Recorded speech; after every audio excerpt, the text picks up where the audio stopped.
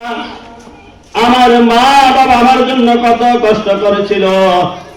যে মা যে আমাকে গর্ভে ধারণ করে যখন আমি যে গর্ভে যখন আসলাম, মা কত কষ্ট করেছিল।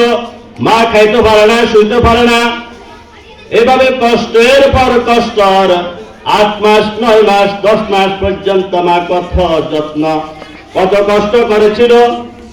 তারপর সন্তানকে দুনিয়াতে আসার জন্য যে কততে আনন্দময় কষ্টটা বহন করেছিলেন আমার মা ও বোনেরা। এই কলিজার টুকরা সন্তান যখন দুনিয়াতে আসলো, এত কষ্টের পরে যখন মাকে সন্তানের মুখটা যখন দেখানো হয়, মা তখন হাসি মুখে সন্তানের দিকে তাকিয়ে সকল বেদনা সকল কষ্টগুলো বলে যায়। যদি সন্তান মায়ের গর্ভ থেকে প্রতিবন্ধী দুনিয়াতে আসে, তারপর মা এই সন্তানকে যখন মুখটা দেখে সকল কষ্টদায়ক যন্ত্রণাগুলো ভুলে যায়। কারণ মা ইচ্ছা করেছিলেন, গর্ভে ধারণ করেছিলাম কি আসবে, দুনিয়াতে কেমন সন্তান আসবে অন্তত দেখতে পেরেছি।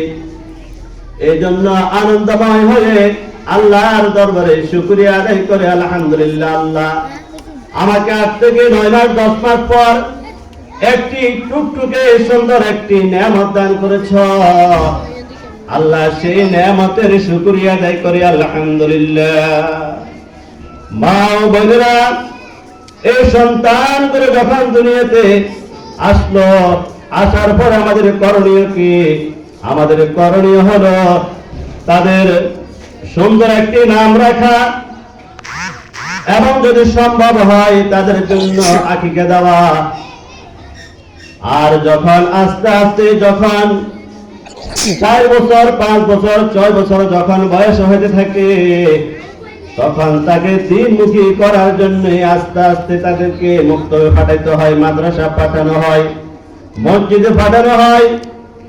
তাহলে এই সন্তানগুলো যখন আস্তে আস্তে যখন বড় হবে, মায়ের কথা বুঝবে, বাবার কথা বুঝবে, মায়ের কথা শুনবে, বাবার কথা শুনবে।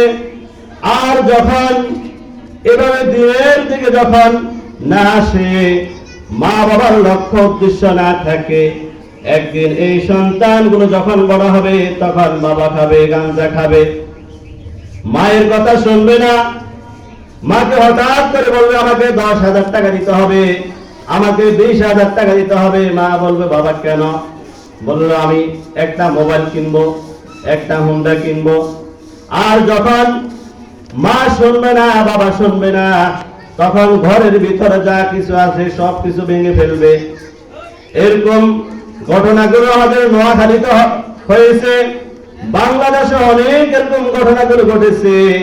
আমার মায়েরা বাবারা, আল্লাহ রাব্বুল আলামিন আমাদেরকে দুনিয়াতে সৃষ্টি করেছেন, আল্লাহর লক্ষ্য আছে।